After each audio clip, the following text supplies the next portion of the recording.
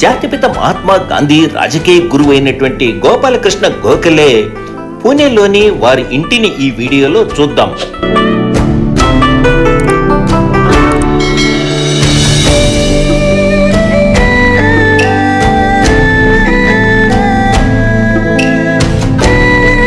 గోపాలకృష్ణ గోఖలే 1866 మే 9వ తేదీన మహారాష్ట్రలోని రత్నగిరి జిల్లాలోని కోతాలుకులో పేద కుటుంబంలో జన్మించారు.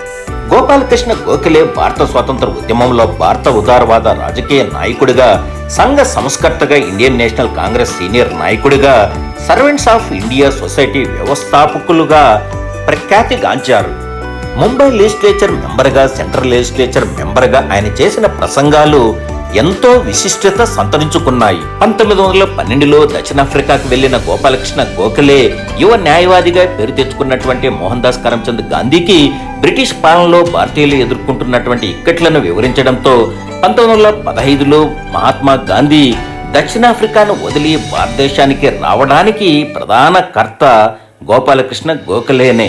అందుకే కాబోలు జాతిపిత మహాత్మా గాంధీ గోపాలకృష్ణ గోఖలేను తన రాజకీయ గురువుగా భావిస్తారు. మహారాష్ట్రలోని పూణే నగరంలో ఉన్న ఈ ఇంటిలోనే గోపాలకృష్ణ గోఖలే 1907 నుండి చివరి వరకు 1915 వరకు నివాసం ఉన్నారు. గోపాలకృష్ణ గోఖలే తండ్రికి వ్యవసాయం కలిసి రాకపోవడంతో కుమారుడైనటువంటి గోపాలకృష్ణ గోఖలేను ఆంగ్ల విద్యను నేర్పించారు. విశ్వవిద్యాలయ స్థాయి విద్యను అభ్యసించిన తొలితరం భారతీయులలో ఒకరిగా ప్రసిద్ధి చెందారు. పూణేలోని ఫెర్గ్యూసన్ కళాశాలలో ఆచార్యునిగా, ప్రిన్సిపాల్గా ప్రస్థానం మొదలుపెట్టి భారత జాతీయ కాంగ్రెస్ కు సీనియర్ నాయకులుగా, సంఘ సంస్కర్తగా, ది సర్వెంట్స్ ఆఫ్ ఇండియా వ్యవస్థాపకులుగా, లెజిస్లేటివ్ కౌన్సిల్ సభ్యులుగా, జాతిపిత మహాత్మా గాంధీకి రాజకీయ గురువుగా, మార్గదర్శిగా పేరు ప్రఖ్యాతులు సంపాదించారు.